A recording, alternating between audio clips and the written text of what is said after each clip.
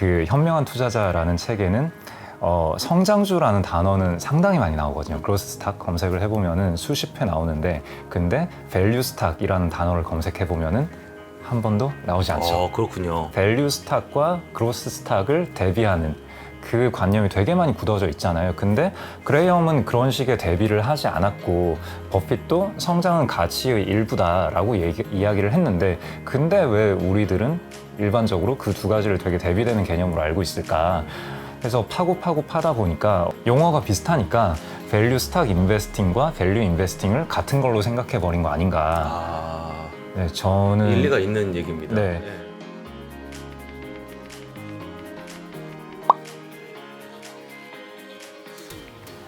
안녕하십니까. VIP 자산운용의 최준철 대표입니다. 시장의 가치 투자 고수들을 모시고 투자 철학과 아이디어를 들어보는 같이 하는 가치 투자 코너. 오늘 시간은 3프로 시청자분들에게도 굉장히 익숙한 얼굴을 모셨는데요. 라쿤 자산운용의 홍진채 대표입니다. 네, 반갑습니다. 안녕하세요. 네, 말씀 감사합니다. 네, 항상 오프닝 때는 그 좀 민망한 표정을 지으시는 게 아니, 홍 일단 대표님의 시그니처. 소개를 너무 고수 막 이렇게 소개를 해주시니까 특히나 또 이 제 선배님 앞에서 제가 무슨 얘기를 할 수 있을지 사실 제가 고수는 제가 민망하지 않은데, 고수라는 표현은 사실은 이게 가치 투자와 투자 철학이란 말을 제가 했잖아요. 근데 제가 홍 대표님이 이 말에 대해서 약간 이견을 갖고 있다는 걸 알기 때문에 오히려 제가 오프닝을 하기가 좀 눈치가 보였는데, 요건 제가 그냥 내 코너 앞에 반복해서 하는 얘기니까 좀 양해를 좀 해주시고요. 이렇게 말씀하시면 제가 무릎 꿇고 시작해야 될 것 같은데. 아닙니다. 이게 그만큼 저한테 홍 대표님은 뭐 후배이기도 하고, 그리고 같이 이제 펀드를 운영하는 이제 동업계 종사자이기도 하지만, 무엇보다도 저는 투자계의 약간 과학자, 철학자 이런 느낌을 되게 많이 갖게 되거든요. 저는 이제 홍 대표님 표현할 때 한국의 마이클 모브신이다라고 표현, 그리고 나심 탈레브다 이런 표현을 쓰기도 하는데, 참 우리나라 투자 생태계에서는 좀 약간 별종? 예. 으로 자리매김을 하고 계신 상황이십니다. 그래서 오늘도 우리의 머리를 좀 이렇게 맑게 깨우쳐 주시는 그런 시간이 되지 않을까 기대를 해보고 있는데, 뭐 일단 뭐 코너 제목이 가치 투자인 만큼 이제 가치 투자, 뭐 투자 철학, 뭐 이런 거에 대해서 제가 왜 눈치를 봤는지에 대해서 먼저 한 말씀 좀 해주시고 진행하시죠. 일단 회초리 맞고 시작하는 느낌인데, 뭐 오해가 없으셨으면 좋겠는데, 뭐 가치 투자를 좋아하지 않는다, 뭐 싫다, 뭐 이게 틀렸다, 뭐 이런 얘기가 절대 아니고. 이거 알죠. 네, 네. 그 최준철 대표님께서도 다 아는 얘기일 텐데, 제가 이렇게 말씀을 드리는 게 참 민망하긴 하지만, 네, 시청자님들께 드리는 말씀이니까, 일단 가치 투자라는 단어가 나올 때마다 저는 조금 불편한 감정을 느끼는데, 이게 명확하게 정의되지 않은 용어를 가지고 이야기를 나누는 게 저는 좀 항상 불편하거든요. 근데 가치 투자라는 이야기를 할 때 사람들마다 머릿속에 떠올리는 어떤 실제로 어떤 투자를 하느냐에 대한 그 관념들이 다들 어느 정도 달라가지고, 가치 투자라는 단어를 우리 둘 다 아는 단어라고 치고 이야기를 하다 보면 미묘하게 좀 핀트가 어긋나는 그런 경우들이 있어서, 제가 생각하는 가치 투자라는 거는 펀더멘탈에 기반해서 펀더멘탈을 보고 기업의 가치라는 거를 평가하면서 그걸 기준으로 투자를 하는 그런 투자는 전부 다 가치 투자라고 생각을 하는데, 그리고 버핏도 그렇게 얘기를 했고, 근데 사실 지금 시점에서 한국에서 가치 투자를 한다라고 이야기를 하시는 분들은 대체로 이 정도는 다 이해를 하고 계시는데, 오히려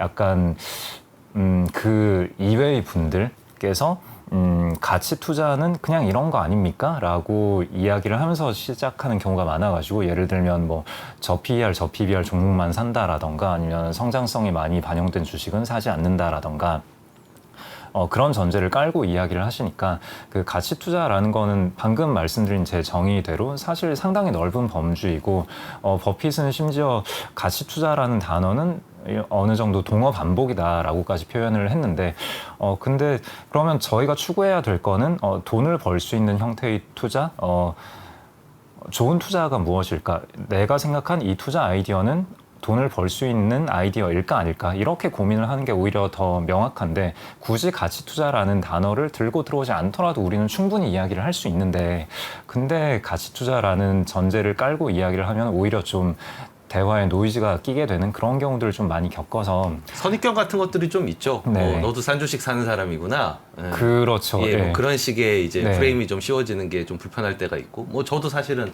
마찬가지고요. 조금 여기에 대해서 제가 이제 좀 변을 좀 하자면, 일단은 그레이엄이 가치 투자라는 말을 직접 하진 않았지만, 달리 얘기하면 좀 과학적 투자를 들고 나왔던 그 시기, 배경을 생각해 보면 일제 그렇게 하지 않은 비과학적 투자를 했기 때문에 과학적 투자를 하면서 그게 용어가 가치 투자를 가지 않았나라는 생각이 들고, 저도 2002년에 이제 한국형 가치 투자 전략 책을 낼 때 당시에는 투자 기법의 주류가 기술적 분석이었었거든요.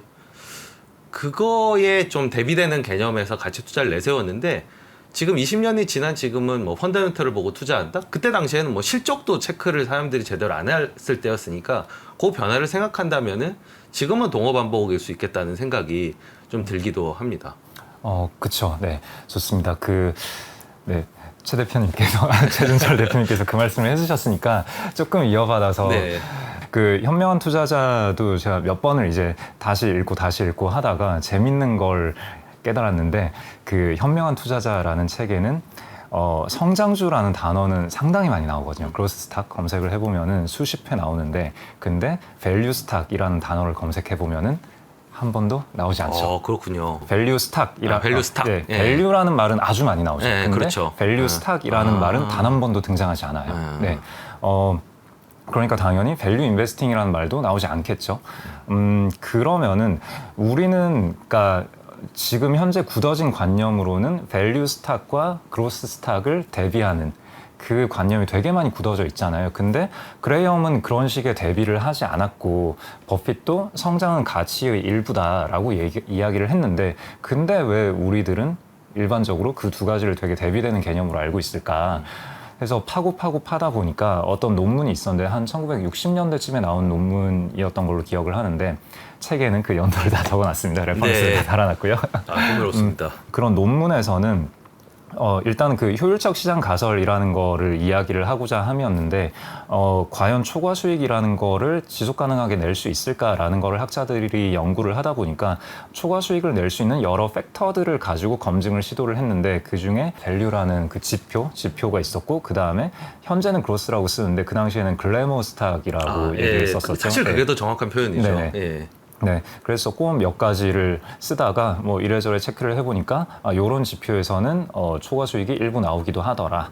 뭐 그런 식의 논문들이 나왔어요. 그랬더니 이제 다른 논문에서 그 논문을 또 참고를 하면서 그 논문 혹은 그 논문의 프레임 그렇게 밸류라는 어떤 지표와 다른 지표들을 비교해서 연구를 하는 그런 논문들이 계속 쏟아져 나왔어요. 밸류는 이제 가격을 기준으로 한 어떤 분류였나 보네요. 밸류라는 거는 그 PBR 낮은 거. 네.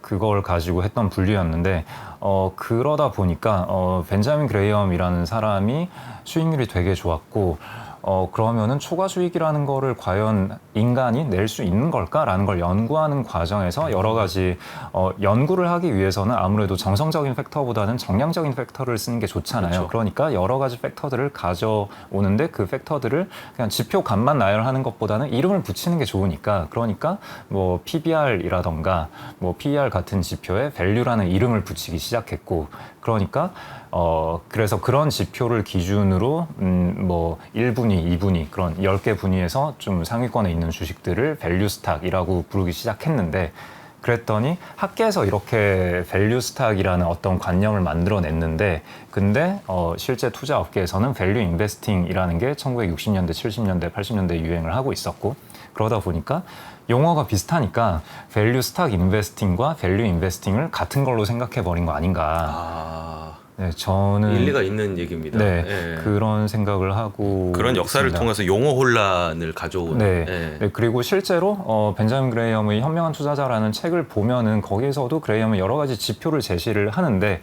거기서 순유동자산 대비 시가총액이 얼마다 아니면 뭐 순자산 비율 주가 순자산 비율, PBR이 얼마 이하여야 한다, PER이 얼마 이하여야 한다, 뭐 이런 기준들을 명시적으로 제시를 하니까 그러니까 학계에서 얘기한 이 밸류 스탁이라는 거랑 이 얘기가 기준이 비슷해 보이니까 벤 그레이엄은 이 밸류 스탁이라는 거에 많이 투자를 했고 성과를 냈고 그러니까 밸류 인베스팅은 밸류 스탁 인베스팅이구나라고 많이들 생각을 해버린 거 아닌가 그렇게 생각합니다. 결국에는 그래서 이제 가치 투자를 얘기할 때 싼 주식을 떠올리는 게 네. 뿌리는 거기에 있는 거고 실제로 이걸 창안하신 분의 개념에는 그런 분류법은 없었다라는 결론이네요. 그런 디테일한 숫자들은 있었는데 또 재밌는 거는 돈의 심리학이라는 책 읽어보셨겠지만 그 책에서 이야기를 하는 게 벤 그레이엄의 현명한 투자자 1판, 2판, 3판, 4판이 나올 때마다 그 기준이 되는 숫자들은 계속 바뀌었다라는 게 한 가지가 있고 또 한 가지는 현명한 투자자에서 이야기를 할 때 방어적 투자자와 공격적 투자자를 항상 구분을 해서 이야기를 하거든요. 방어적 투자자는 디펜시브 인베스터고 공격적 투자자는 이게 뭐 어그레시브라고 할 수도 있겠지만 엔터프레뉴어 인베스터라고 하거든요. 그러니까 일종의 기업가 정신이라고 번역이 되잖아요. 엔터프레뉴어가. 그러니까 자기가 좀 더 적극적으로 위험을 짊어지고 남과 다른 뭔가를 해보고자 하는 모험가 정신을 그렇죠. 가진 모험적인 투자자가 그렇죠. 더 맞는 모험적인 표현이죠. 투자. 네. 그게 공격적 투자자로 번역이 돼 있는데 모험적인 투자자라고 한다면은 그러면은 이렇게 두 가지를 분류를 했고 벤 그레이엄은 그리고 벤 그레이엄은 방어적 투자자에게 하는 제안과 공격적 투자자, 모험적인 투자자에게 하는 제안을 계속 나눴어요. 근데 방어적인 투자자에게 하는 제안은 뭐 우량주를 사라, 뭐 대형 우량주를 사고 PBR이 얼마 이하인 주식을 사고 우량 채권을 사고 그런 얘기인데 그 얘기는 지금 시점에서 보자면은 전체 시장을 추종하는 인덱스 펀드를 사라라는 이야기가 될 수 있거든요. 그러니까 현 시점에서 우리가 현명한 투자자를 읽을 때 방어적 투자자에게 하는 조언은 사실 그다지 크게 귀를 기울일 필요가 없다라고 볼 수 있지 않나 그런 생각이 들거든요. 그 당시에는 현명한 투자자가 나온 그 1949년에는 인덱스 펀드가 아직 개발이 안 됐기 그렇죠. 때문에 인덱스 펀드를 각 개인이 어떻게든 스스로 만들어냈어야 했던 건데 지금은 그냥 뭐 뱅가드 토탈이라던가 그런 아니면 S&P 500에 투자하는 그런 ETF를 그냥 사버리면 되기 때문에 전반적인 주식과 채권의 비율 정도만 우리가 고민을 해야지 뭐 대형 우량주를 산다던가 이런 고민들 그리고 그 고민을 달성하기 위한 세부적인 지표들은 우리가 이제 신경 쓸 필요가 없지 않나라고 네. 생각을 할 필요가 있고 저는 사실 방어적인 그런 투자는 최근에 이제 많이들 알려진 올웨더 포트폴리오 같은 게 대표적으로 그냥 그쵸. 쉽게 적용해 볼 수 있는 방안이 아닌가? 네, 그쵸. 저는 네. 그 두 가지가 일맥상통한다고 생각합니다. 맞습니다. 어느 순간 네네. 뭐 굉장히 권위자인 뭐 레이 달리오가 개발했다고는 하지만 사실 원류는 그냥 현명한 투자에서 얘기했던 그 개념을 그냥 현대화한 개념에 불과한 거 아닌가 그런 생각이 듭니다. 네, 그 현명한 투자자에서 이야기한 사실 현명한 투자자 처음 읽으면은 얘기가 약간 옆으로 새는 것 같지만 이래도 되죠? 괜찮습니다. 알아서 끊어주세요. 우리 가치 투자 코너니까요. 네, 현명한 투자자라는 책을 처음 읽다 보면 되게 당황하는 게 채권 얘기를 되게 길게 하잖아요. 맞아요. 채권 잘 모르겠고 관심 없는데, 근데 채권 얘기를 그렇게 길게 하는 이유가 우리가 재산을 지키기 위해서는 어떻게 해야 되느냐라는 얘기를 하면서 일단 주식과 채권을 적당히 섞는 게 되게 중요한데 채권을 섞을 때에도 이러이런 기준으로 채권을 잘 구분을 해야 된다 이런 얘기를 하려던 거라서 그래서 채권 얘기가 좀 중요했던 것 같고 그리고 또 하나는 이제 주식을 평가하는 방법이나 채권을 평가하는 방법이 본질적으로는 크게 다르지 않다 이 얘기를 하려던 거 아닌가라는 생각이 들고요. 아무튼 그래서 모험적인 투자자 얘기로 들어왔을 때 모험적인 투자자가 쓸 수 있는 전략에 대한 얘기를 하면서 또 되게 재밌는 게 몇 가지 단서를 다는데 그 공격적 투자자가 쓸 수 있는 전략은 이러한 아주 다양한 기법들이 있는데 이것들을 다 굳이 알려줘야 하나 좀 고민이 된다. 뭐 이런 문장이 나오더라고요. 제가 옛날 처음 읽을 때는 두 번, 세 번 읽을 때도 그 문장이 귀에 꽂히지 않았는데 지금 읽다 보니까 잠깐 좀 이상하다. 그러게요. 저도 기억이 잘 안 나는. 그런 문장이 나오고요. 그 다음에 워런 버핏의 워런 버핏 주주서한에서도 98년인가? 주주서한에서 이런 얘기가 나와요. 벤 그레이엄이 썼던 기법 중에 담배꽁초 기법이 있는데 청산 전문가가 아니라면은 이런 기법을 쓰는 건 위험하다고 생각한다. 이런 얘기가 나오거든요. 네. 그래서 벤그레이엄, 자 여기서 우리가 알 수 있는 첫 번째는 우리가 흔히 알고 있는 담배꽁초 기법은 벤그레이엄이 썼던 벤그레이엄은 당연히 공격적 투자자인 거죠. 본인은 적극적으로 여러 가지 투자를 했으니까. 네, 근데 우리가 알고 있는 담배꽁초 투자 기법이라는 거는 벤그레이엄이 썼던 여러 가지 기법 중에 하나일 뿐이다라는 얘기고, 그 다음에 그 담배꽁초 기법을 쓰기 위해서는 내가 회사와 파이팅을 해서 좀 그 회사에 숨겨져 있는 히든 밸류를 회사 밖으로 끌어낼 수 있는 그런 적극적인 회사와의 파이팅을 할 수 있는 그런 여러 가지 스킬이 연마돼 있어야 된다. 실제로 그레이엄과 버핏이 커리어 초창기 때 그런 걸 했었었죠. 네, 예. 그렇죠. 벤그레이엄이 1세대 행동주의 투자자잖아요. 그렇죠. 네, 버핏도 마찬가지고. 네, 예. 그래서 로펠러 재단이랑 막 싸우고, 버핏도 댐스터밀 뭐 이런 데랑 막 싸워가지고 막 뜯어내잖아요. 네. 그렇기 때문에 벤그레이엄이 제시했던 뭐 여러 가지 기준들, 뭐 순유동자산 비율이라던가 그런 기준들을 가지고 투자를 했을 때 사놓고 가만히 기다린다라는 거는 여러 시나리오 중에 하나의 선택지인 거고, 기다려도 올라가지 않을 때 혹은 기다릴 필요가 없이 회사에 주리를 틀어서 돈을 뜯어내는 그런 방안들에 대한 전략이 많이 갖춰진 상태에서 이 기법을 수행할 수 있는 거 아닌가, 그런 생각이 좀 들더라고요. 네. 그럼 당연히 이제 후반부에는 또 홍 대표님이 생각하시는 모험적 투자자, 한국의 모험적 투자자들이 할 수 있는 뭐 방법, 뭐 이런 것들을 아마 소개해 주시지 않을까 싶은데, 그건 이따가 다시 한번 얘기를 해보고요. 좀 얘기를 나누다 보니까 이게 종교로 치면 약간 성서학자랑 얘기를 하는 듯한. 지금까지 이제 10번 코너를 하면서 이런 얘기 심도 깊게 들어간 거는 처음인 것 같습니다. 조회수 떨어지는 소리 들립니다. 조회수 신경 쓰지 마시고 이해하실 수 있는 분들은 아주 이제 그 달콤한 그런 얘기가 될 겁니다. 자, 그러면 제가 오늘 사실 가장 시청자분들에게 좀 전달하고 싶었던 개념, 홍 대표님이 가장 이 분야에 있어서 전문가라고 생각했기 때문에 소개시켜드리고 싶은 개념은 사실 저는 확률론적 사고거든요. 그러니까 뭔가 우리가 가치 투자 많이 보급이 됐지만 정작 구체적인 얘기를 나누다 보면은 우리가 많이 막히거나 뭔가 시작점이 좀 다르고 결론을 해석하는 게 다르다는 느낌이 드는 건 결국 확률론적 사고를 갖고 있느냐 없느냐에 따라서 많이 갈린다는 생각이 많이 드는데, 이런 확률론적 사고란 무엇이고 이제 왜 중요하고 어떻게 하면은 그런 사고를 할 수 있는지를 좀 자세하게 설명을 부탁을 드리겠습니다. 네. 이걸로도 한 30분 하나요? 네, 이걸로 이제 오늘 하루 종일 그냥 끝내버릴 수 있을 것 같은데, 일단은 당연히 최준철 대표님께서는 너무 잘 아실 테니까 이 얘기를 하는 게 되게 민망한데, 어디서부터 시작을 해봐야 될까? 일단 요 얘기부터 해볼까요? 제가 3프로TV에 처음 나왔을 때 그때 책과 함께라는 코너에 나오면서 나심 탈렙의 행운에 속지 마라 라는 책을 가지고 나왔는데, 사실 3프로TV라는 이 훌륭한 자리에 처음 섭외가 돼가지고 책과 함께라는 코너에 나가는데 어떤 책을 소개해야 될까 되게 고민을 많이 했었는데, 사실 저도 뭐 이런 가치 투자 책을 많이 읽었고 그쪽으로 많이 공부를 했고 하니까 뭐 워런 버핏 바이블 같은 책을 했어도 좋았을 거고, 아니면은 제가 가장 좋아하는 피터 린치의 월가의 영웅 뭐 그 책을 했어도 됐을 텐데, 굳이 행운에 속지 마라라는 책을 선택한 이유는 정말 최 대표님께서 표현해 주신 대로 저는 이게 정말 중요하다라고 생각을 하는데, 정말 많은 사람들이 이런 식의 사고가 존재하는지도 모르는 그런 식으로 여러 가지 의사결정을 하고 계신 것 같더라고요. 그래서 이런 사고방식을 좀 소개를 해드려야겠다라는 생각을 했었고, 그게 2019년 12월이었던 걸로 기억하고 대략 한 3년이 지난 지금까지도 사실 그렇게 많이 알려진 것 같진 않아요. 맞아요.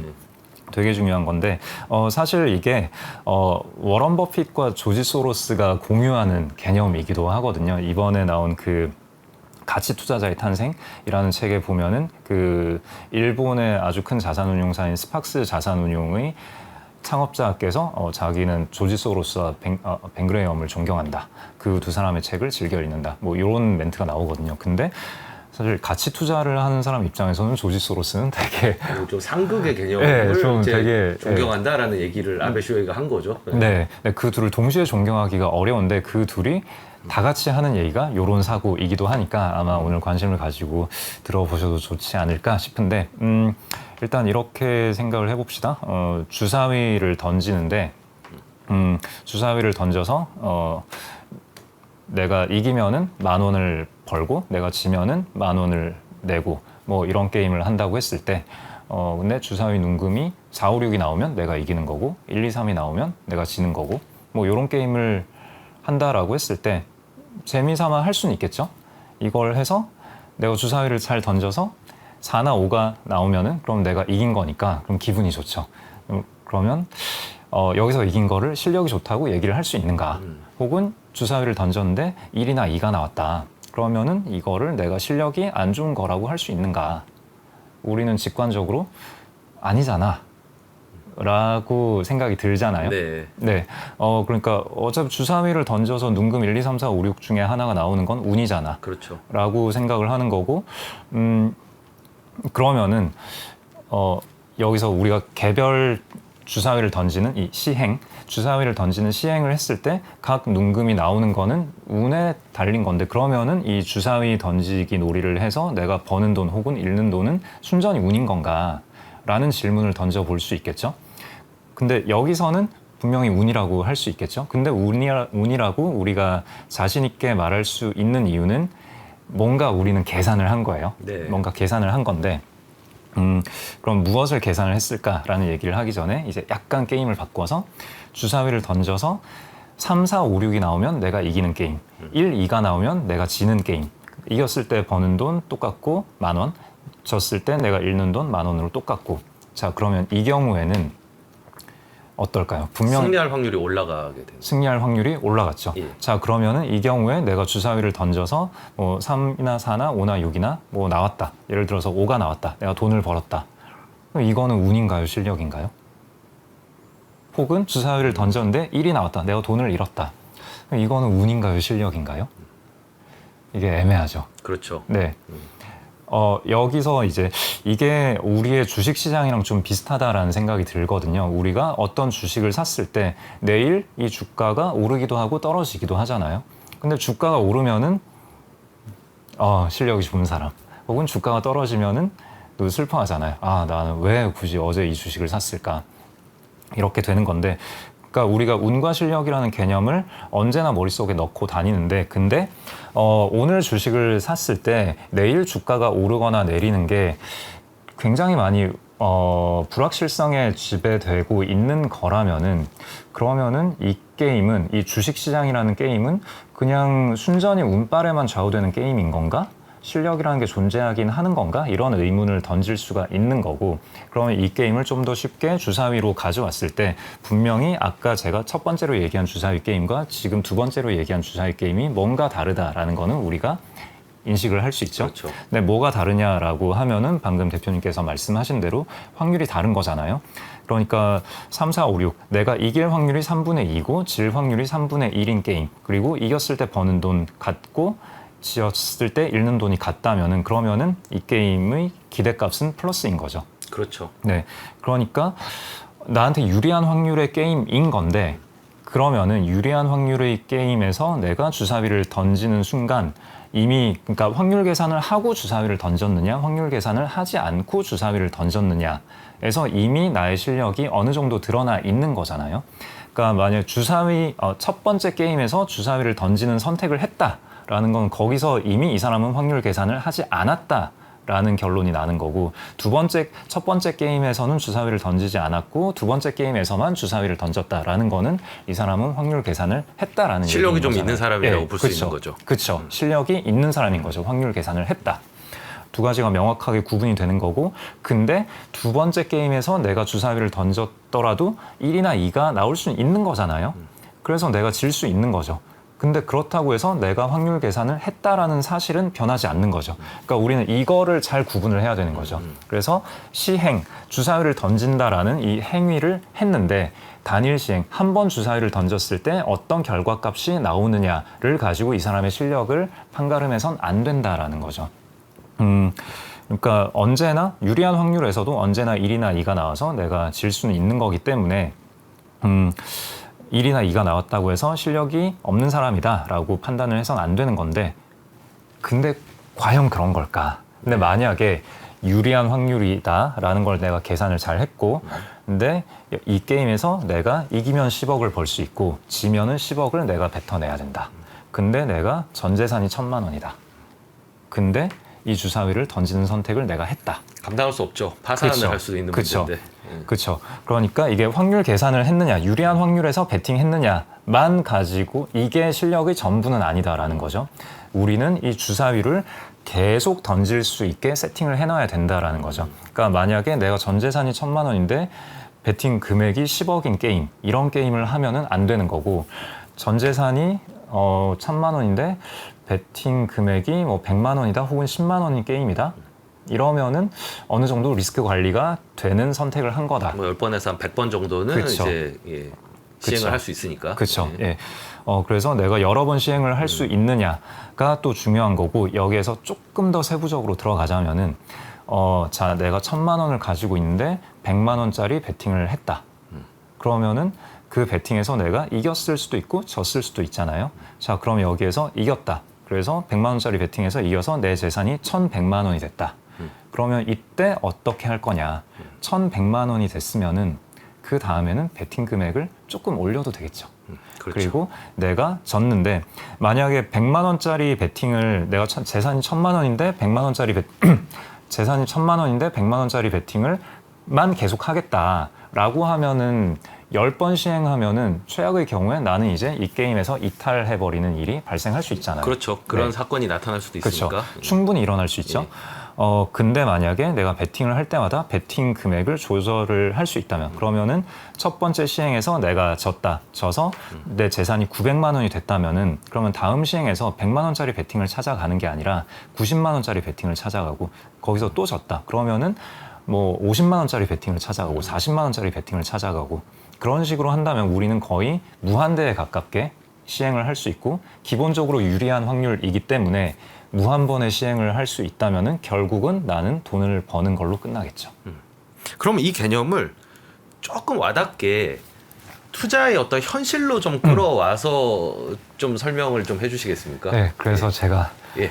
처음으로 수학적 세계에서 좀 빠져나와서 현실로 조금 가봅시다. 그래서 지금 예. 얘기한 게 뭐 통편집이 될지도 모르겠고 이게 뭐 저희 같은 사람이나 재밌는 거지. 아니, 뭐 저를 이제 학생이라고 생각하시고 예. 네. 한번 칠판을 또 이제 드렸으니까 예, 선생님 모드로 한번 좀 네. 자세하게 설명 네. 좀 해주십시오. 제가 이걸 처음 써봐서 잘 되나?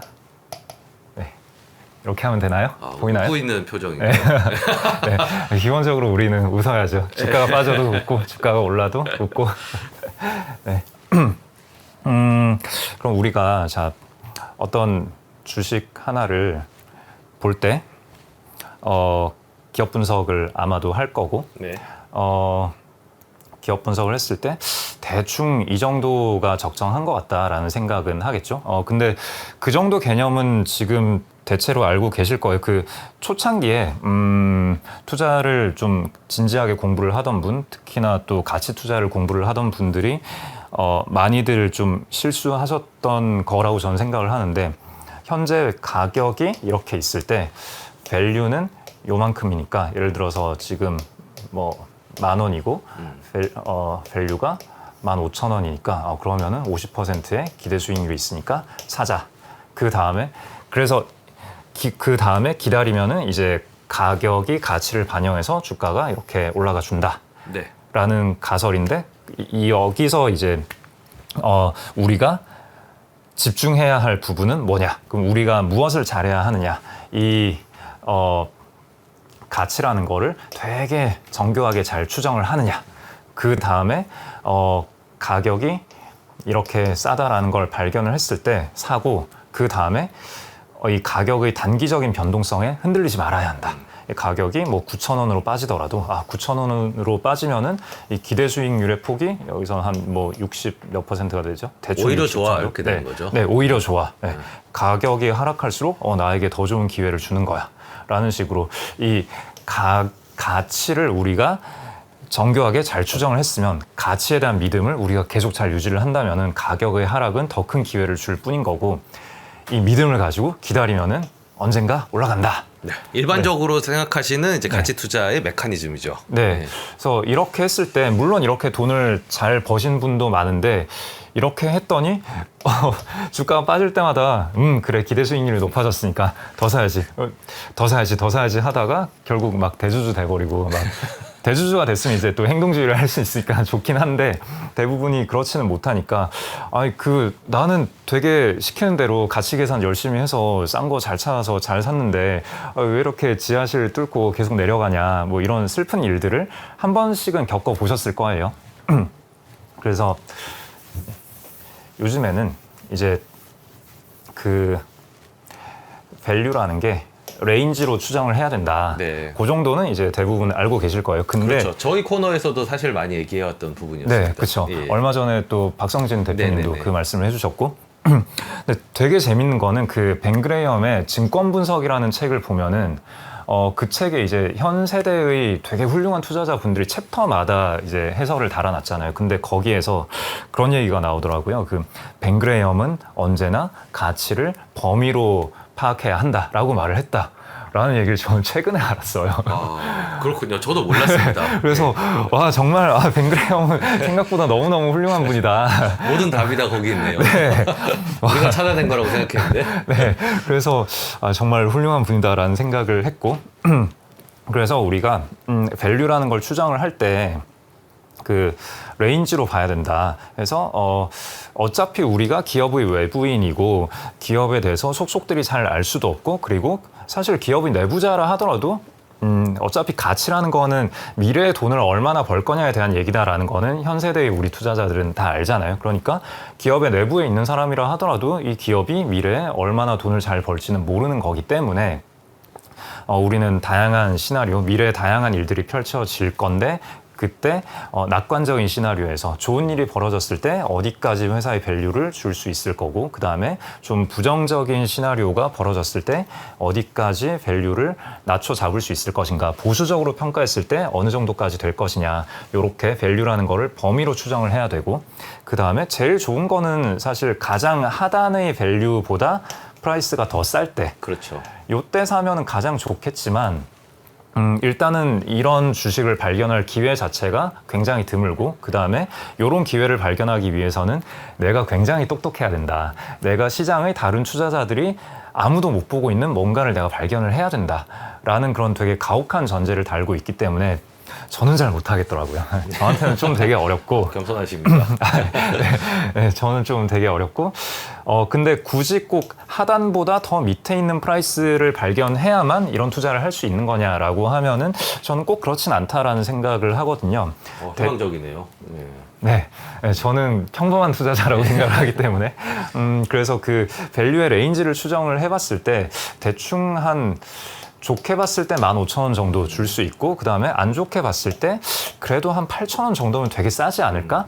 근데 현재 가격은 10,000원인데 그러면은 그래도 8,000원까지 가면은 만약에 이런 식으로 투자하는 분들은 여기서 안 사겠죠.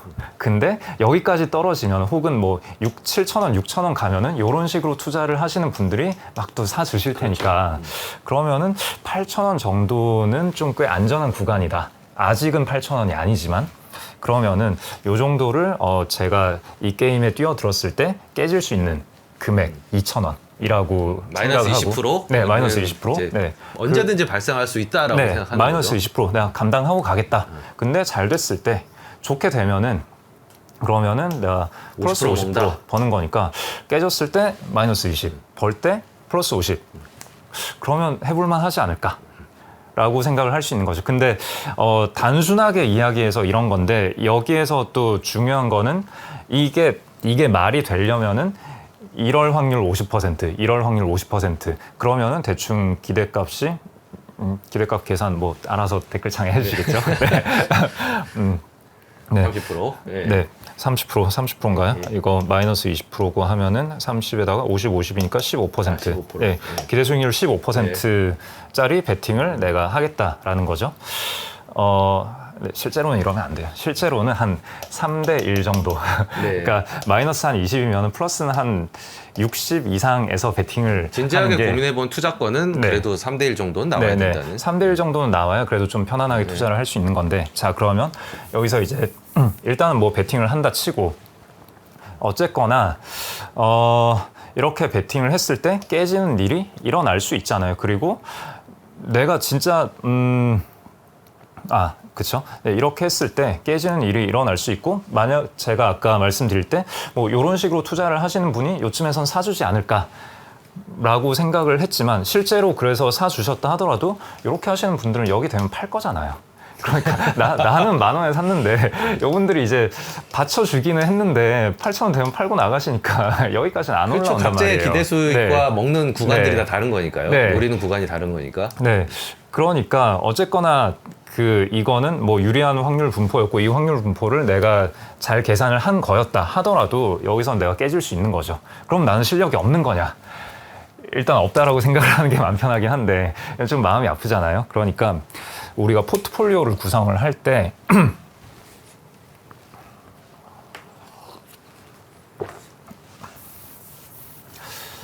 주식은 요거 하나만 있는 게 아니잖아요. 네.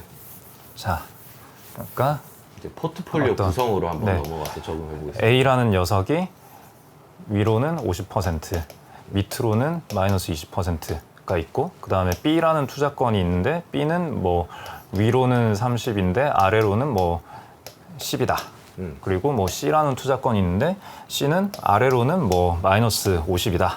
근데 위로는 뭐 한 200% 된다. 뭐 요런 여러 가지 투자권이 네. 있을 거잖아요.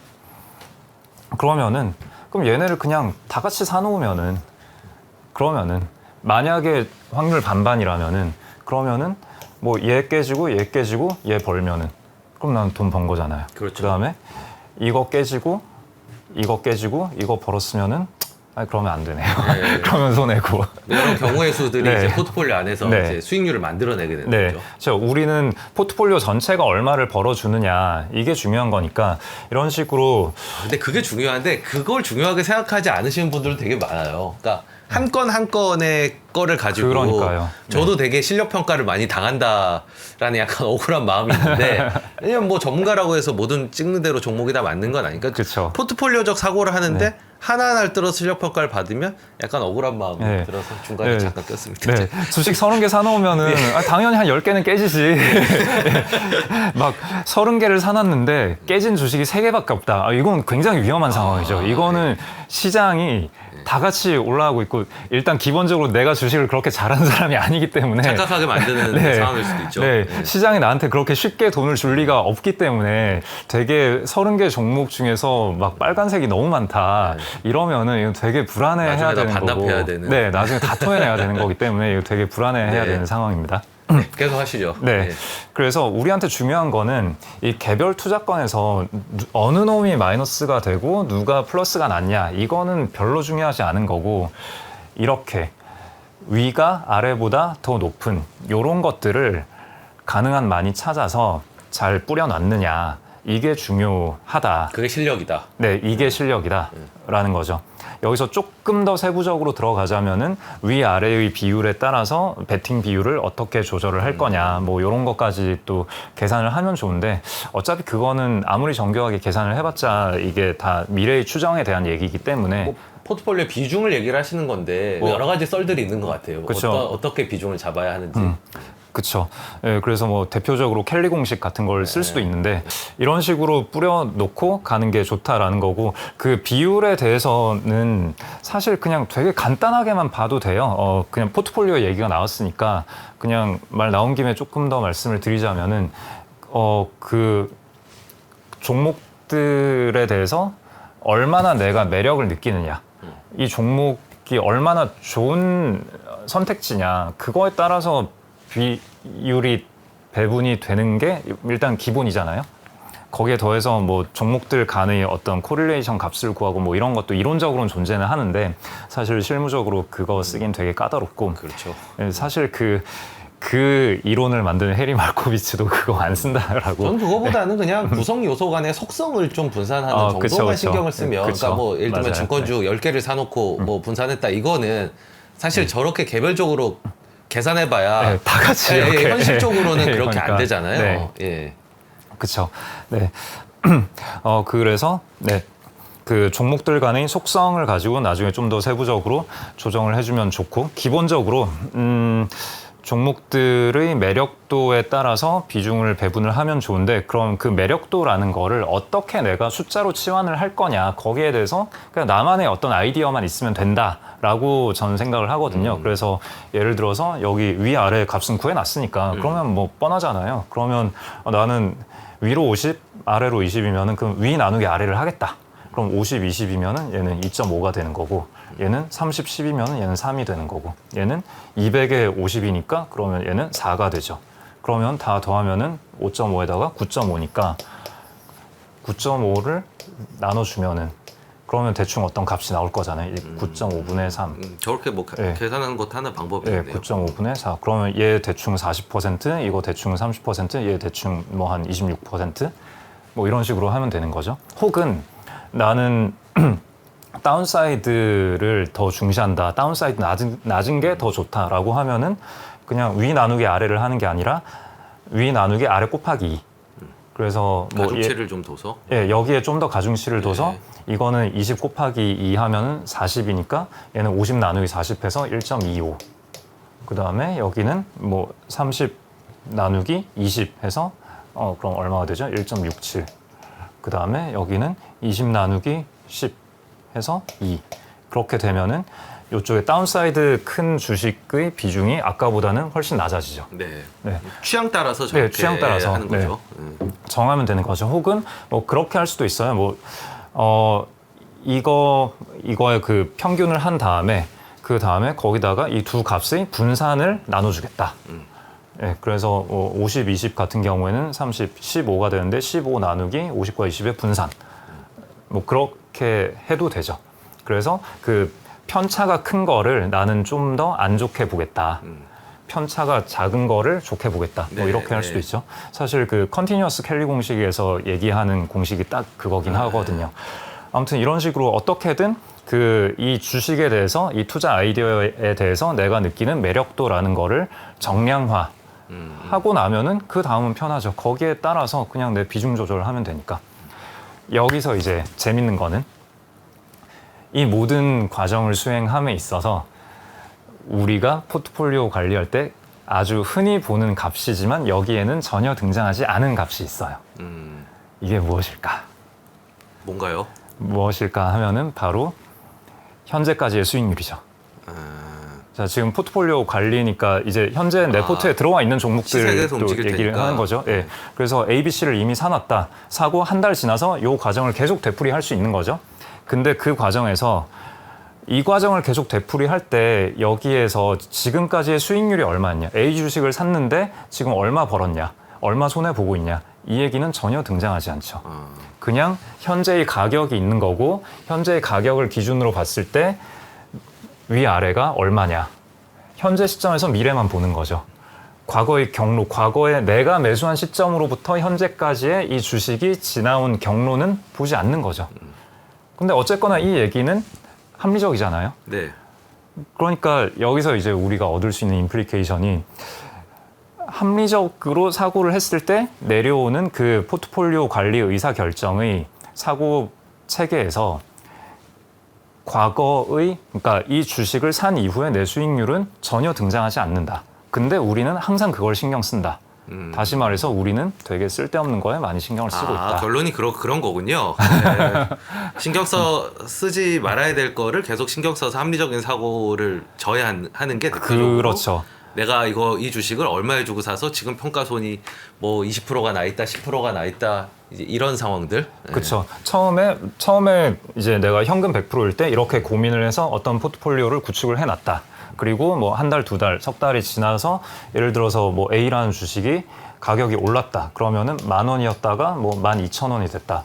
그러면은 이제 여기서 우리는 뭘 해야 되느냐?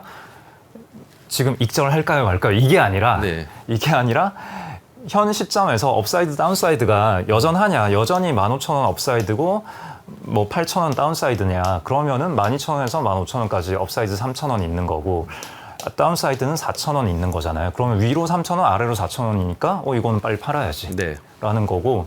근데 만약에 이 시점에서 다시 체크를 해봤더니 석 달 동안 회사가 되게 좋아졌어. 좋아진 걸 반영해서 12,000원까지 올랐는데 근데 다시 생각을 해보니까 2만 원인 것 같아. 아주 회피한 상황이네요. 네, 그러면은 업사이드 8,000원이고 다운사이드 4,000원이니까 유지할 수도 있고 불타기 할 수도 있고. 예, 불타기 할 수도 있고.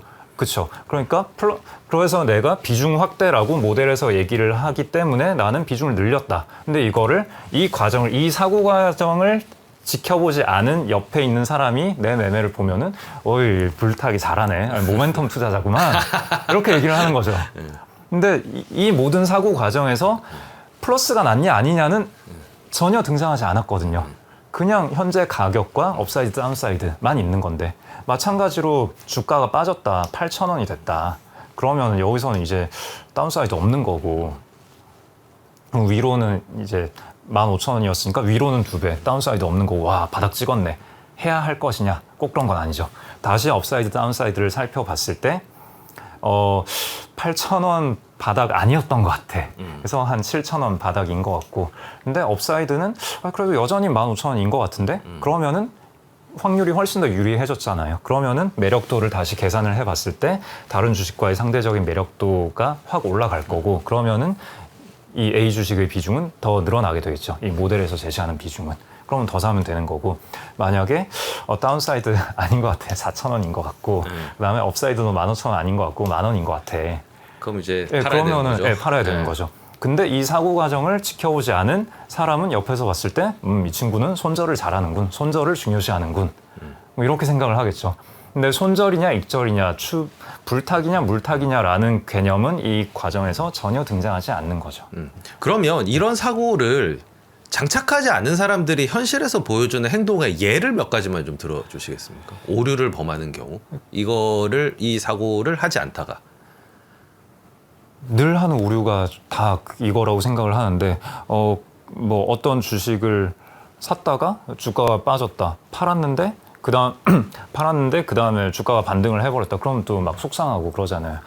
제가 며칠 전에 또 그러기도 했는데 아 진짜 네. 뭐 피터리치가 얘기하는 네. 뭐 꽃을 뽑고 잡초에 물을 준다 뭐 이런 것들이 대부분 저런 사고 방식의 부재 혹은 계속 기업이 변하는데 그 업사이드와 다운사이드를 계속 과거의 상태에 두고 업데이트를 하지 않아서 생기는 문제들 혹은 물타기를 해야 될 때 불타기를 하고 불타기를 해야 할 때 물타기를 하는 약간 그런 그쵸. 것들 예. 떠오르는데. 그게 다 그 경로 의존성이라고 표현을 하는데 그 현 시점에서 미래를 봐야 되는데 과거의 경로만을 보면서 이 경로가 의사결정에 아주 중요한 한 축이 돼서 그런 오류가 생긴다고 생각하거든요. 그래서 그 화단에서 꽃을 뽑고 잡초에 물을 주는 그런 케이스가 뭐 예를 들어서 이런 어떤 게 있을까요? 뭐 요런 업사이드 풍부한 주식이 있는데 예. 그냥 조금 올랐을 때 감사합니다 하고 팔아버리고 그 다음에 만약에 뭐 B라는 종목이 주가가 빠졌는데 사실은 업사이드 30이 아니라 뭐 다시 평가를 해봤더니 업사이드가 뭐 10밖에 없는 건데 근데 얘는 주가 사실은 하락했으니까 더 사고 시장이 일반적으로는 저 업사이드가 10으로 줄었다는 거를 이미 알고 주가에 반영을 해놨을 가능성이 굉장히 높지 않나요? 현실적으로는 그런 경우가 많잖아요. 그러니까 나보다 시장이 먼저 업사이드가 줄어든 걸 눈치채서 주가가 빠져버린 경우. 그렇죠. 사실 그럴 때 이제 물타기를 하면은 제일 이제 힘들어지는 건데 그게 이제 잡초에 물을 주는 격이 아닌가. 네, 그 시장은 대체로 나보다 똑똑하다라고 일단 그런 경우가 저도 인정을 하거든요. 네.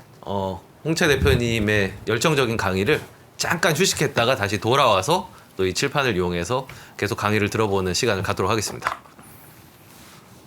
옛날에는 우리는 개인 투자들이 사면 장이 빠지고 개인 투자들이 팔면 장으로 오르고 막 이런 얘기 했잖아요. 그런 얘기하는 사람들은 정말 진짜 이제 물러나야 돼요. 제 경험상 캐시가 최고입니다. 10년 있으면 엄청난 기회가 와요. 평일 600석 전석 매진 2022 하반기 자산시장 대전망이 온라인으로 출시됐습니다. 우리는 펀드 매니저가 아니에요. 그리고 우리 전문가가 아니에요. 왜 자꾸 우리가 전문가가 되려고 그래요? 아파트 사고 뭐 재산 올라가고 그게 다 내 덕인 줄 알잖아. 근데 중앙은행 덕이라고. 거기서 내쉬어 줄 때 같이 들어가야 돼. 근데 지금 들이마시는데 그 앞에다 대면 빨리 들어가지. 주식 부동산 투자에서 꼭 알아야 할 핵심 포인트를 압축한 5시간의 강의 2022 하반기 자산시장 대전망. 자세한 사항은 3프로TV 영상 하단의 댓글을 확인해 주세요.